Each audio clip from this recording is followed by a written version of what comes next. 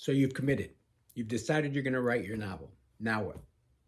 Well, sit down, find a writing room, a desk, your pens, your computer, whatever it is, but make sure it's a nice quiet place if you need the quiet to write. I know some people that can write in cafes. I can't. I need to have absolute quiet.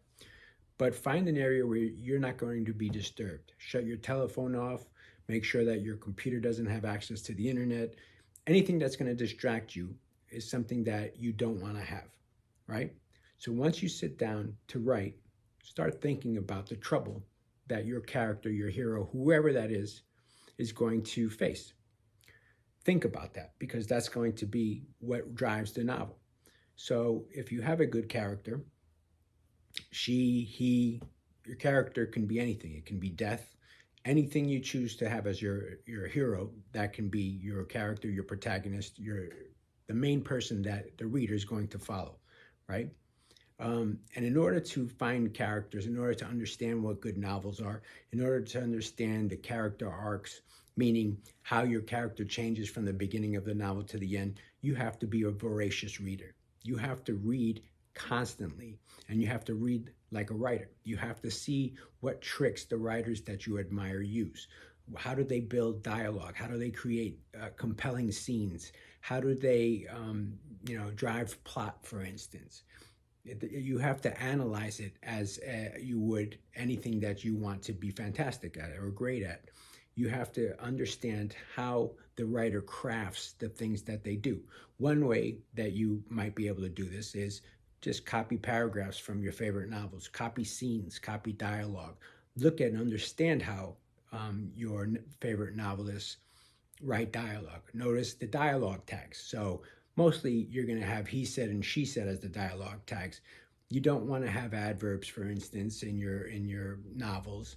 You don't want to have long, elaborate descriptions and flowery language where the reader thinks that the author, you, is showing off, right? That's called overwriting.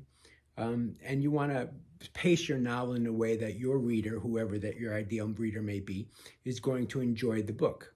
So you want them to follow your character through their troubles, right? You want them to go on an adventure, and you want them to struggle, and you want them to reach a climax. You want them to have an adventure that is going to keep the reader glued to your story, whatever your story is. If it's about a woman looking for a mate or a man looking for a mate, if it's a story of power, where you have someone working their way up the corporate ladder and they want to be CEO, but something happens, an inciting incident happens where that makes it impossible, or at least very difficult for them to reach that point.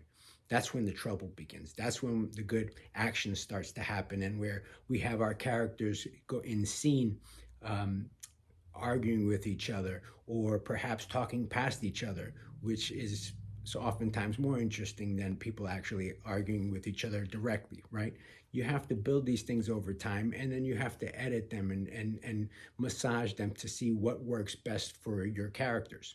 Now, that takes a long time, and that's fine, because you're a writer and you're going to devote the time that you need to devote to writing the best thing that you can.